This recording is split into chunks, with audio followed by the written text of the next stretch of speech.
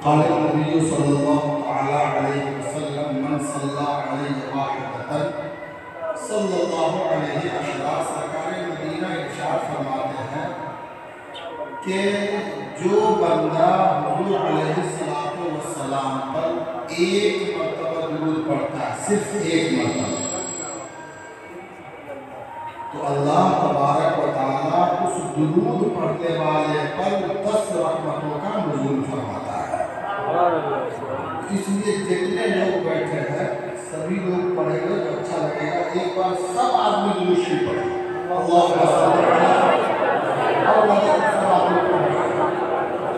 صلی علی سیدنا صلاۃ و سلام علیک یا رسول اللہ یا حبیب اللہ یا نبی اللہ۔ مجھے لگتا ہے کہ امام صاحب نے آپ کو بتا دیا ہوگا کہ شب برات کی فضیلت کیا ہے، شب برات میں کرنا کیا چاہیے۔ میں ایک حدیث پاک اس کی تشریح اس نیت سے آپ کے سامنے پیش کروں گا، آپ لوگوں میں سے کم کوئی تو اللہ کا بندہ ایسا ہوگا جو میری باتوں کو سننے کے بعد کم سے کم اس پر عمل کرنے کی کوشش کرے گا۔ مگر آپ سنتے تو ہیں لیکن عمل نہیں کرتے۔ جب تک عمل نہیں کیجیے گا سننے سے کوئی فائدہ نہیں ملے گا۔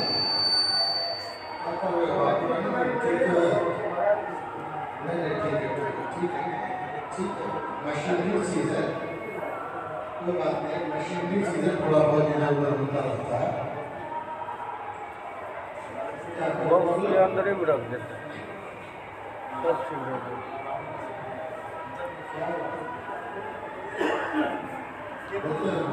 کیونکہ شارٹ کا بولنے میں سمجھ میں نہیں آ رہا، اندر میں نہیں کچھ آ رہی ہے۔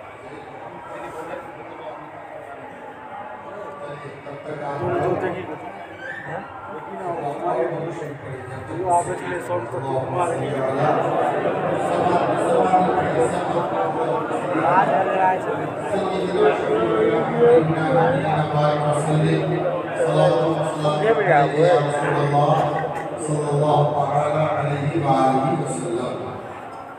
اگر ساؤنڈ کا زیادہ پرابلم ہے تو ساؤنڈ باکس کو گیٹ پر رکھ دیجیے، پوری آواز اندر آئے گی، پورا مسئلہ حل ہو جائے گا۔ اٹھائیے تو آدمی سے رکھ دیجیے گیٹ پہ۔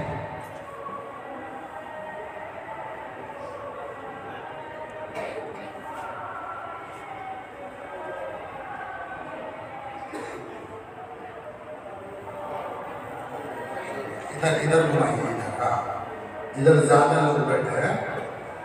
ہاں بس اب آواز آ رہی ہے نا، ماشاءاللہ۔ ان ابی برزۃ الاسلمی رضی اللہ عنہ قال قال رسول اللہ صلی اللہ علیہ وسلم لا تزول قدم عبد حتى يسأل عن عمره فيما أفنى وعن علمه فيما فعل فيه وعن ماله من أين اكتسبه ومن أين أنفقه وعن جسمه فيما أبلاه۔ آپ لوگ تفسیر سنتے نہیں ہیں، نعت کے دیوانے ہیں، حالانکہ تقریر زیادہ سننی چاہیے، نعت بھی سننی چاہیے لیکن تقریر زیادہ سننی چاہیے، اس لیے کہ تقریر سننے کے بعد ممکن ہے کہ کچھ باتیں آپ کے سمجھ میں ایسی آ جائے کہ جس پر آپ عمل کر لیں تو آپ کی دنیا بھی سنور جائے اور آپ کی آخرت بھی سنور جائے۔ سبحان اللہ، سبحان اللہ۔ اس لیے تقریر غور سے سننا چاہیے، بالخصوص آج جو میں بات بتا رہا ہوں اس کو تو مزید غور سے سنیں۔ سرکار مدینہ صلی اللہ علیہ وسلم ارشاد فرماتے ہیں لا تزول قدم عبد، بندہ اپنا پاؤں بھی نہیں ہلا سکتا ہے۔ کون فرما رہا ہے؟ حضور فرما رہا ہے کہ بندہ اپنا پاؤں بھی نہیں ہلا سکتا حتی یسأل عمرہ فیما افنی، حتیٰ کہ اس سے پوچھ لیا جائے کہ بتاؤ تم نے زندگی کہاں سے کی، وعن علمہ فیما فعل فیہ، اور علم کے متعلق سوال ہوگا کہ بتاؤ علم حاصل کیا کہ نہیں کیا، اور حاصل کیا تو اس پر عمل کتنا کیا، وعن مالہ، اور مال کے بارے میں سوال ہوگا، مال مال و دولت من آئینہ اکتسبہ وفیما انفقہ، کہ مال کمایا کہاں سے اور خرچ کہاں پر کیا، وعن جسمہ فیما ابلا، اور جسم کے بارے میں سوال ہوگا۔ کب ہوگا سوال؟ قیامت کے دن ہوگا، محشر کے میدان میں ہوگا۔ اور جب تک آپ ان 5 سوالوں کا جواب نہیں دیں گے آپ اپنے قدموں کو ہلا بھی نہیں سکتے ہیں۔ تو مفسر شہیر محدث کبیر مفتی احمد یار خان نعیمی فرماتے ہیں کہ قدم نہ ہلانے کا مطلب یہ ہے کہ بندہ جب تک ان 5 سوالوں کا جواب نہیں دے گا نہ جنت کی طرف جا سکتا ہے نہ جہنم کی طرف جا سکتا ہے۔ ہر بندے یہ نہیں کہ صرف عام آدمی یا صرف مولانا کو یا صرف پیر صاحب کو یا صرف دکاندار کو نہیں ہے، ہر آدمی کو۔ ایک تو قبر میں سوال کا جواب دینا ایک الگ ہے، میدان محشر میں جب تک 5 سوالوں کا جواب آپ نہیں دے دیں گے اس وقت تک آپ اپنے قدم کو ہلا بھی نہیں سکتے۔ وہ 5 سوال کیا ہے میں نے بتا دیا۔ آج ذرا سا غور کیجئے کہ حالات بالکل نارمل ہے، کوئی آپ کو ٹینشن نہ ہو، بالکل آپ کا ذہن ٹھنڈا ہو۔ اس وقت اگر میں آپ سے یہ سوال کروں کہ بتائیے کہ آپ کو جو زندگی ملی ہے آپ کہاں خرچ کرتے ہیں؟ علم کتنا حاصل کیا، کتنے پر عمل کیا، مال کہاں سے کماتے ہیں اور کہاں خرچ کرتے ہیں، اور اللہ عز و جل نے جو یہ جسم دیا ہے آپ کو اس کا آپ کیا کرتے ہیں؟ تو آج اگر ان 5 سوالوں کا جواب آپ سے مانگ لیا جائے تو یقین جانیے کہ آپ آسانی سے اس کا جواب ابھی بھی نہیں دے سکتے ہیں۔ لیکن میدان محشر میں حدیث شریف میں ہے تُدْنَى الشَّمْسُ يَوْمَ الْقِيَامَةِ مِنَ الْخَلْقِ حَتَّى تَكُونَ أَدْنَاهُمْ، کہ جب میدان محشر قائم ہوگا تو حالات ایسے ہوں گے کہ سورج بالکل سر پر آ جائے گا، سر پر، اور عالم کیا ہوگا؟ فَيَكُونُ النَّاسُ عَلَىٰ قَدْرِ أَعْمَالِهِمْ فِي الْعَرْقِ، جس نے دنیا میں جیسا عمل کیا ہوگا اسی کے مطابق میدان محشر میں وہ پسینے میں ڈوبا ہوا ہوگا۔ فَمِنْهُمْ مَنْ يَكُونُ إِلَىٰ عَقِبَيْهِ وَمِنْهُمْ مَنْ يَكُونُ إِلَىٰ رُكْبَتَيْهِ وَمِنْهُمْ مَنْ يَكُونُ إِلَىٰ حِقَوَيْهِ وَمِنْهُمْ مَنْ يُلْجِمُهُ الْعَرْقُ إِلْجَامًا۔ میدان محشر میں عالم یہ ہوگا کہ کوئی ٹخنے تک، کوئی گھٹنے تک، کوئی ران تک، اور کوئی پسینے میں ڈوب ڈوب کر رہا ہوگا، زمین تانبے کی ہوگی۔ ایسے عالم میں آپ کو ان 5 سوالوں کا جواب دینا ہے۔ جب تک آپ ان 5 سوالوں کا جواب نہیں دے دیں گے پسینے میں ڈوب ڈوب کرتے رہیں گے، نہ جنت کی طرف جا سکتے ہیں نہ جہنم کی طرف جا سکتے ہیں۔ 5 سوال کیا ہے میں بس تھوڑی سی ڈیٹیل آپ کو بتاؤں گا تاکہ آپ سمجھ جائیں۔ پہلا سوال تھا کہ زندگی کہاں صرف ہے؟ یہ جو آپ کی زندگی ہے یہ آپ کو کس نے دیا ہے؟ آپ کے پاس جو مکان ہے یہ ممکن ہے کہ آپ کے والد نے بنا کر دیا ہوگا، اور اگر نوجوان ہے اور گاڑی ہے تو یقین ہے کہ سسر نے دیا ہوگا، اس لیے کہ نوجوان تو مان کے لے کے کرتا ہے، اور اگر دکان ہے ممکن ہے آپ نے خود بنایا ہوگا۔ لیکن یہ جو زندگی ہے آپ کے پاس، یہ زندگی کس نے دی ہے؟ یہ زندگی آپ کے والد نے آپ کو نہیں دی ہے۔ یہ صحت، یہ ڈیل ڈول، یہ صحت مندی، یہ سب کسی اور نے نہیں دی ہے بلکہ اللہ رب العزت نے دی ہے۔ تو قیامت کے دن سب سے پہلا سوال میدان محشر کے بندے سے یہ ہوگا کہ بتاؤ میں نے جو تمہیں زندگی دی تھی تم نے اس زندگی کا کیا استعمال کیا؟ تو اب اس کا یہ مطلب نہیں ہے کہ کہہ دیں کہ میں بچپنا موقع میں گزارا، جوانی دبنگی میں گزارا، بڑھاپا بمبئی میں گزارا، نہیں، بلکہ اللہ رب العزت نے جو آپ کو زندگی دی ہے تو اس زندگی کا ایک خاص مقصد ہے، ایک خاص مقصد کے تحت آپ کو زندگی دی گئی ہے۔ وہ خاص مقصد کیا ہے؟ تو اللہ رب العزت قرآن میں ارشاد فرماتا ہے وَمَا خَلَقْتُ الْجِنَّ وَالْإِنسَ إِلَّا لِيَعْبُدُونِ۔ جن و انس کو جو زندگی دی گئی ہے وہ اللہ رب العزت کی عبادت کے لیے دی گئی ہے۔ تو جب آپ سے سوال ہوگا کہ ہم نے تو تمہیں زندگی دی تھی، تم نے اس زندگی کو کہاں خرچ کیا؟ تو اگر آپ کہیں گے کہ میں نے مال کمانے میں خرچ کیا، غلط جواب۔ مکان بنانے میں خرچ کیا، غلط جواب۔ گھومنے پھرنے میں خرچ کیا، غلط جواب۔ چاہے زندگی میں آپ نے جو کچھ بھی کیا ہو وہ سب غلط ہو جائے گا اگر آپ نے اس زندگی میں اللہ رب العزت کی عبادت نہیں کی۔ اس سوال کا سب سے صحیح جواب یہی ہوگا کہ آپ یہ کہیں گے کہ مولا تو نے جس مقصد سے مجھے زندگی دی تھی میں نے اسی مقصد میں زندگی کو لگایا، تو آپ پہلے سوال میں پاس ہو گئے۔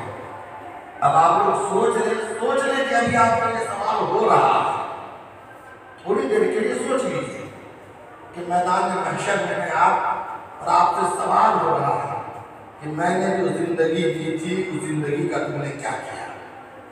جواب خود دے لیجیے، آپ پھنس جائیں گے۔ دوسرا سوال جو بندوں سے ہوگا وہ یہ ہوگا کہ علم کتنا حاصل کیا، اور علم سے کیا پڑھنا ہے آپ کو کہاں کرنا ہے؟ اچھا جلدی آئیے گا۔ دوسرا سوال یہ ہوگا کہ علم کتنا حاصل کیا، اور علم سے مراد دینی علم ہے، دنیاوی علم نہیں ہے۔ اگر کوئی کہے کہ میں میٹرک پاس تھا، انٹر پاس تھا، گریجویٹ تھا، ایم اے تھا، ڈپلوما ہولڈر تھا، تو یہ سارا کا سارا جواب غلط ہو جائے گا۔ آپ کو جواب یہ دینا ہوگا کہ ہاں مولا جو میرے لیے ضروری علم تھا وہ علم میں نے حاصل کیا، تب سوال کا جواب صحیح ہوگا۔ اب بندوں کے لیے ضروری علم کیا ہے؟ تو ضروری علم یہ ہے کہ اگر آپ نماز پڑھتے ہیں تو نماز میں کچھ چیزیں فرض ہے، اس کا علم ہونا آپ کے لیے ضروری ہے۔ کچھ چیزیں واجب ہیں، اس کا علم آپ کو ہونا ضروری ہے۔ اگر آپ دکاندار ہیں، تاجر ہیں تو تجارت کا مسئلہ الگ ہے، آپ صاحب نصاب ہیں تو زکوٰۃ کا مسئلہ الگ ہے۔ اسی طرح زندگی میں جو معاملہ آپ کو پیش آتا ہے ان چیزوں کا علم حاصل کرنا آپ کے لیے ضروری ہے۔ اگر آپ نے ان ضروری چیزوں کا علم حاصل نہیں کیا ہے تو دنیاوی علم چاہے آپ جتنا حاصل کر لیں، قیامت کے دن یہ علم آپ کے کام نہیں آنے والا ہے۔ علم وہی کام آئے گا جو آپ نے دنیا میں رہ کر دینی علم حاصل کیا۔ دینی علم ضروری کہ جس کے بغیر آپ کا کام نہیں چلنے والا ہے۔ مثال کے طور پر آپ نماز پڑھنے آئے، آپ سے غلطی ہو گئی نماز میں، تو اب آپ کے لیے جاننا ضروری ہے کہ یہ غلطی ہوتی ہے تو نماز پھر سے پڑھنا پڑتا ہے یا آخر مسلسل کرنا پڑتا ہے۔ جنت میں غلطی ہو گئی تو اگر بڑی غلطی ہوئی یا چھوٹی غلطی ہوئی، بڑی غلطی ہوتی ہے تو کیا ہوتا ہے، چھوٹی غلطی ہوتی ہے تو کیا ہوتا ہے، معنی بدل جاتا ہے تو کیا حکم ہے، نہیں بدلتا ہے تو کیا حکم ہے۔ الغرض جو ضروری چیزیں آپ کی زندگی کا حصہ ہے، جب تک ان چیزوں کا علم آپ حاصل نہیں کر لیں گے، قیامت کے دن چاہے آپ جتنے پڑھے لکھے بن کر چلے جائیں وہاں آپ کو جاہل قرار دیا جائے گا، عالم قرار نہیں دیا جائے گا۔ لہذا دینی جو ضروری علم ہے، میں یہ نہیں کہہ رہا ہوں کہ مولانا بنیے، نہیں، عالم حاصل بنیے، ضروری علم تو آپ کو 2 سے 3 مہینے میں حاصل ہو جائے گا۔ اور تیسرا جو بڑا امپورٹنٹ ہے کہ مال کہاں سے کمایا اور کہاں خرچ کیا۔ اس زمانے میں کوئی ایسا ہے جو چاہتا ہے کہ میں دولت نہ کماؤں؟ کوئی بھی مجمع میں ایسا ہے جو یہ چاہتا ہے کہ میں نہ کماؤں؟ ہر کوئی چاہتا ہے کہ میں کماؤں، ہر کوئی چاہتا ہے کہ میں صاحب مال بن جاؤں، ہر کوئی چاہتا ہے کہ میں مالدار بن جاؤں۔ تو قیامت کے دن جو آپ سے سوال ہوگا وہ یہ ہوگا کہ من این اکتسبہ، کہ دنیا میں جو اتنا مال تھا تمہارے پاس تو پہلے تو یہ حساب لے کہ کمایا کہاں سے۔ اب اگر کوئی غلط طریقے سے کمایا ہے تو اس پر پھنس جائے گا، اگر صحیح طریقے پر کمایا ہے تو اگلا سوال ہوگا کہ فیما انفقہ، یہ خرچ کہاں پر کیا؟ اس لیے کہ دیکھیں مال جو آدمی کماتا ہے، ذرا سا توجہ سے سنیے گا، ایک تو یہ ہے کہ حلال طریقے سے کمایا اور حرام جگہ پہ خرچ کیا۔ کیسے؟ محنت کر کے، مزدوری کر کے، دھوپ میں خون پسینہ بہا کے، ٹھیلا چلا کے، رکشہ چلا کے، دکان کھول کے، دن رات محنت کر کے، فیکٹری میں کام کر کے، ودیش میں جا کے خوب کمائے۔ محنت کی کمائی ہے یعنی حلال کمائی ہے۔ خرچ کر دیا جوا کے لیے، خرچ کر دیا شراب پینے، تو دیکھیے کمایا حرام طریقے پر اور خرچ کر رہا ہے حرام طریقے پر، تو یہ ضروری ہے کہ آپ کمائیے بھی حلال طریقے پر اور خرچ بھی کریے حلال طریقے پر۔ اگر حلال طریقے پر کما کر حرام طریقے پر خرچ کرتے ہیں تو پھنس جائے گا، اور اگر حرام ہی طریقے پر کماتے ہیں تب تو پھر آپ کا پھنسنا طے ہے۔ ایک بات اور یاد رکھیے کہ حلال طریقے پر کمانا اور حلال طریقے پر خرچ کرنا یہ بہت اچھی بات ہے، لیکن ایسا کرنے والا بھی قیامت کے دن پھنس جائے گا۔ جب میں نے یہ بات پڑھی تو مجھے بڑا تعجب ہوا کہ حلال طریقے پر کمایا بھی ہے اور حلال طریقے پر خرچ بھی کیا۔ مسجد میں پروگرام تھا، کسی نے 5,000 دیا، محلے میں جلسہ تھا، کسی نے 10,000 دیا، ربیع الاول کا جلوس تھا، کسی نے سبیل لگوائی، کسی نے جھنڈا لگوایا۔ حرام حلال طریقے پر کمایا اور حلال طریقے پر ہی خرچ کیا، پھر بھی وہ شخص پھنس جائے گا۔ کیسے پھنس جائے گا بھائی؟ حلال طریقے پر کمایا ہے اور حلال ہی طریقے پر خرچ بھی کیا ہے اللہ کو، تو پھنس کیسے جائے گا؟ سنیے بخاری شریف کی حدیث ہے، ان ابی ہریرہ رضی اللہ عنہ قال قال رسول اللہ صلی اللہ تعالی علیہ وسلم ان اول الناس يقضى يوم القیامة علیہ رجل استشهد فأتي به فعرفه نعمه فعرفها قال فما عملت فيها؟ قال قاتلت فيك حتى استشهدت قال كذبت ولكنك قاتلت لأن يقال جريء فقد قيل ثم أمر به فصلب على وجه لم حدیث ہے جو مجھے سمجھانا ہے میں اس پوائنٹ پڑھاتا ہوں۔ وَرَجُلٌ بَصَّرَ اللَّهُ عَلَيْهِ مَالًا فَأَعْطَاهُ مِنْ أَصْنَافِ الْمَالِ كُلِّهِ فَأُتِيَ بِهِ فَعَرَّفَهُ نِعْمَهُ فَعَرَفَهَا قَالَ فَمَا عَمِلْتَ فِيهَا؟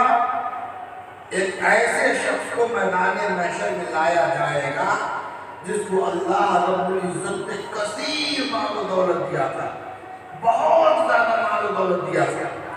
اس شخص کو میدان محشر میں لایا جائے گا اور اس سے پوچھا جائے گا کہ بتا میں نے جو تم کو اتنا مال و دولت دیا تھا اس کا تم نے کیا کیا؟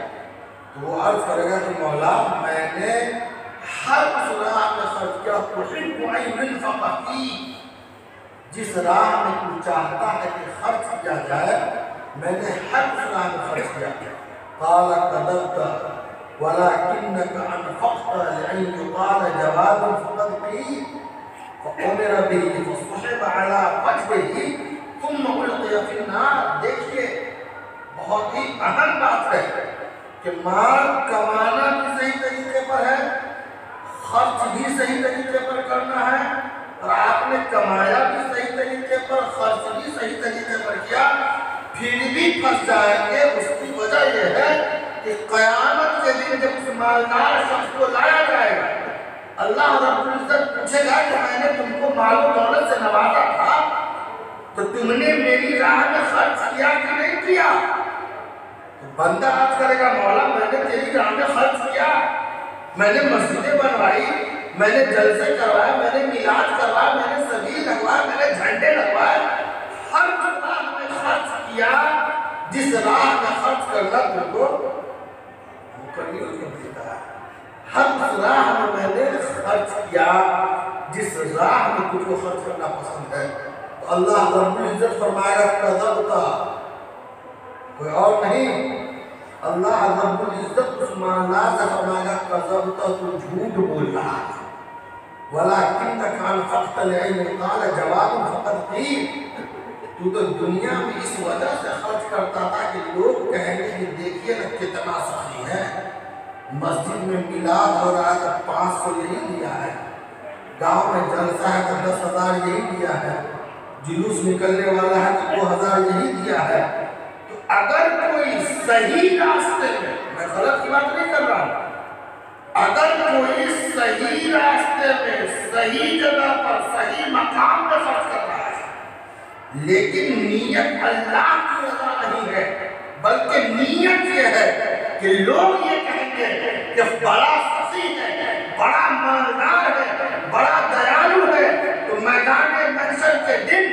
یہ خرچ کرنا اس کے کام نہیں آئے گا بلکہ دنیا میں جتنا اس نے خرچ کیا ہے سب برباد ہو جائے گا اور اللہ رب العزت اس شخص کے بارے میں حکم دے گا کہ وہ شخص جس نے دنیا میں اتنا خرچ کیا ہے قیامت کے دن گھسیٹ کر اس کو جہنم میں ڈال دیا جائے کیا سمجھا آپ نے جناب کمانا بھی اہم نہیں ہے حالانکہ اہم ہے کمانا بھی اہم ہے خرچ کرنا بھی اہم ہے اور اچھی نیت سے خرچ کرنا یہ بھی اہم ہے اگر آپ بہت خرچ کر رہے ہیں اگر نیت صحیح نہیں ہے اگر آپ چاہتے ہیں کہ میری واہ واہی ہو میرا بول والا ہو لوگ ایک دم میرا نام لے کہ واہ کیا آدمی ہے تو پھر آپ سمجھ لیجئے میدان محشر میں یہ خرچ کرنا کام نہیں آئے گا اللہ رب العزت فرمائے گا کہ تو چاہتا تھا کہ لوگ تجھے سخی کہیں فقط تین لوگوں نے تو سخی کہہ دیا اور یہاں کیا چاہیے لہذا خرچ کرنے میں بھی اچھی نیت کا ہونا ضروری ہے اس پر ایک بات اور میں عرض کروں گا اور میں ارشد جیلانی صاحب کو اس کے بعد موقع دوں گا آج کل غریبوں سے پوچھیں غریبوں سے کیسے ہیں تو غریب کیا کہتا ہے کیا بتائیں بس کاٹ میں ہے زندگی گزر رہی ہے زندگی ہاں ایسے ہی کہتے کاٹ میں ہے گزر رہی ہے امیر سے پوچھے کیسے ہیں اللہ کا فضل ہے کہا ہے بھائی کیوں اللہ کا فضل ہے نہیں اللہ حرام طریقے پر روزی تھوڑی دیتا ہر امیر کا ہے کہ مجھ پر اللہ کا فضل ہے یہ بالکل غلط ہے اس لیے کہ دیکھا یہ جائے گا کہ آپ امیر بنے کیسے ہیں اگر آپ میرا حق مار کر امیر بن گئے آپ کہیں کہ اللہ کا فضل ہے تو آپ سے بڑا جھوٹا کون ہے اگر بھائی کا حق مار کر امیر بنے حرام طریقے پر کما کر امیر بنے اس کے بعد آپ کہتے ہیں اللہ کا فضل ہے نہیں یہ اللہ کی نافرمانی ہے یہ اللہ کا فضل نہیں ہے ایک کلام گلستہ ایک کتاب کا نام ہے میں بڑی جلدی اور شارٹ میں بتا رہا ہوں اس میں ایک شعر ہے کہ آنا کے غنی ترن محتاج ترن کہ جو زیادہ مالدار ہوتے ہیں زیادہ محتاج ہوتے ہیں سوال بات سمجھ سے باہر ہے اسی کے لیے کہ جو زیادہ مالدار ہے وہ زیادہ محتاج کیسے ہوگا بھائی مالدار کے بعد تو سب کچھ رہتا ہے وہ کیسے محتاج ہوگا ایک کلاس ٹیچر جب اپنے بچوں کو یہی پڑھا رہے تھے تو بچوں نے کہا حضور بات سمجھ سے باہر ہے کہ آپ کہتے ہیں کہ جو زیادہ مالدار ہے زیادہ محتاج ہے یہ بات کیسے سمجھ میں آئے گی ہماری تو کلاس ٹیچر نے کسی کو 1 روپیہ دیا جو غریب ہے آپ خوش ہو جائیں گے اور جو اپنے مالداری پر اتراتے ہیں وہ بھی سوچنے پر مجبور ہو جائے گا کلاس ٹیچر نے کسی کو 1 روپیہ دیا کسی کو 10 روپیہ دیا کسی کو 100 روپیہ دیا کسی کو 1000 روپیہ دیا کسی کو 10,000 دیا کسی کو 50,000 دے دیا کسی کو 1 لاکھ دے دیا سمجھ رہے ہیں آپ لوگ بات ہماری میں تقریر نہیں کر رہا میں سمجھانا ہے چاہ رہا سمجھ رہے ہیں نا نہیں سمجھ رہے ہیں آواز آ رہی ہے چلیے ماشاء اللہ غور سے سنیے تو کیا ہوگا سب کو دے دیا اب جس کو 1 روپیہ ملا بیچارہ منہ بنائے گا کسی کو 1 لاکھ روپیہ کسی کو 1 روپیہ کوئی انصاف ہوا 200 روپیہ والا منہ بنائے گا کسی کو 10,000 ہے کسی کو 200 روپیہ 50 والا منہ بنائے گا کسی کو 50,000 ہے کسی کو 50 روپیہ یہ کون انصاف ہوا بھائی क्लास टीचर ने सबको पैसा दे दिया, जाओ सब खर्च करो, और आज का आज खर्च होना चाहिए, 1 रुपया बचना नहीं चाहिए किसी का। हाँ ठीक है, सब गया। 1 रुपया वाला बड़ा मुंह बना के गया नाथ बाबू, 1 रुपया में क्या आजकल मिलता है। 10 रुपया वाला भी टेंशन ही में था, 100 रुपया वाले का भी मूड ही खराब था, 10,000 वाला थोड़ा खुश था, और 50,000 वाला तो जमीन पर पावे नहीं रख रहा था, लाख वाला तो लिए रहा था कि इतना है हमारे पास। कल होके जब सब आया, क्लास टीचर ने एक तंदूर मंगाया, तंदूर असल उर्दू में तंदूरी रोटी जिसे पकती है, तो भट्टी समझिएगा आपको, तो भट्टी बनाया, और भट्टी नहीं समझ तो बड़का चूल्हा बनाया, इतना तो समझिएगा। अब तावा चाहिए, बड़का एक तावा ऊपर चढ़ा दिया। जब तावा खूब गर्म हो गया, खूब गर्म हो गया, खूब गर्म हो गया, तो अब जो कल पैसा दिए थे सबका सब हिसाब। 1 रुपया वाला जो कल तक टेंशन, इशारा अगर समझ लेंगे तो अच्छी बात है। 1 रुपया वाला जो कल तक टेंशन में था, आज बहुत खुश था कि गलती से हिसाब लेके मैं छुटकारा पा जाऊंगा। तवा पे चढ़ा, 1 रुपया में क्या मिलता है, कह दिया होगा चॉकलेट खा लिया, उतर गया। 10 रुपया वाला चढ़ा, उसने भी कह दिया चॉकलेट खरीद लिया, आइसक्रीम खरीद लिया, उतर गया। 100 रुपया वाला भी चढ़ा, चॉकलेट खाया, आइसक्रीम खाया, समोसा खाया, उतर गया। 1000 वाला भी थोड़ा सा कूदा पड़ा, गर्म रहता था, जल्दी जल्दी किसी तरह हिसाब किया। 10,000 वाले को तो 5,000 का हिसाब याद है, अब 5,000 का हिसाब याद नहीं आ रहा कि खर्च कहाँ पर क्या। वो तवा गर्म तवा है, नीचे आग है, उस पर खड़े होकर हिसाब दे रहा है बेचारा, उसी पर परेशान है, हिसाब याद कर रहा है। शर्त ये है कि जब तक हिसाब देंगे नहीं, आप जगह से हिल नहीं सकते हैं। बेचारा किसी तरह परेशान हुआ। 50,000 वाला जो कल तक बहुत खुश था, आज बहुत टेंशन में था कि 50,000 का हिसाब देना है, इस गर्म तवे पर खड़े होकर देना है। किसी तरह उसने हिसाब दिया। इसके जरिए टीचर ने समझाया है कि देखिए, आज अगर आपके पास 1 रुपया है या 1,000 रुपया है या 1 लाख रुपया है, कल बरोज़े क़यामत आपको इसका हिसाब देना है, और आम हालात में नहीं देना है, बल्कि जमीन तांबे की होगी, सूरज आसमान पर होगा। और ऐसे आलम में जब तक आप 1-1 रुपया का हिसाब नहीं दे देंगे, आप अपने कदम को हिला नहीं सकते हैं, न जन्नत की तरफ जा सकते हैं, न जहन्नम की तरफ जा सकते हैं। अगर आपने अपना हिसाब क्लियर ले लिया है तो जन्नत की तरफ जाएंगे, और अगर हिसाब में सोचते रहे कि मैंने कहाँ खर्च किया है और हिसाब नहीं दे सके, तो आज बड़े मालदार हैं, बहुत खुश हैं, कल यही मालदारी आपके गले का काट बन जाएगी और आप जन्नत के बजाय जहन्नम के ईंधन पर आ जाएंगे। मालदारी इसलिए ये कहना और ये समझना कि हम मालदार हैं तो हम पर अल्लाह का फजल गलत है। अल्लाह का फजल उस पर है जो 5 वक्त का नमाजी है। अल्लाह का फजल उस पर है जो शरीयत और तरीक़त का पाबंद है। अल्लाह का फजल उस पर है जो माँ बाप का खिदमतगार है। अल्लाह का फजल उस पर है जो माशरे का अच्छा शहरी है। अल्लाह का फजल उस पर है जो अल्लाह और रसूल का फरमाबरदार बंदा है। इसलिए ये सोचना कि जो साहिबे माल है उसी पर अल्लाह का फजल है, ये गलत है। अगर हर साहिबे माल पर अल्लाह का फजल होता है, और सर जिलानी साहब जवाब दीजिए कि आप कानून के बारे में क्या कहेंगे। कानून के पास इतना खजाना था, इतना खजाना था कि बाप रे, उसके खजानों की सिर्फ चाबियां, हेलो खजानों की चाबियां, खजाना नहीं, खजाने की चाबी मुजफ्फर भैया 40 फीट पर लगाता था, सिर्फ खजाने की चाबी 40 फीट पर, लेकिन बहुत बड़ा काफिर था। तो मालदार है तो अल्लाह का फजल है ये जरूरी नहीं है, और गरीब है तो अल्लाह का फजल नहीं है, ये आपने कैसे सोच लिया। आप हुजूर अलैहिस्सलाम की जिंदगी को देखिए, उनकी बेटी की जिंदगी को देखिए, अज़वाज मुतहहरात की जिंदगी को देखिए, صحابہ تابعین اور اپنے بزرگان دین کی زندگی کو دیکھیے، بہت سارے صحابہ ایسے تھے جن کے پاس صرف ایک کپڑا ہوتا تھا۔ ایک صحابی رسول مسجد میں جاتے تھے، نماز پڑھ کے دعا مانگے بغیر گھر چلے آتے تھے۔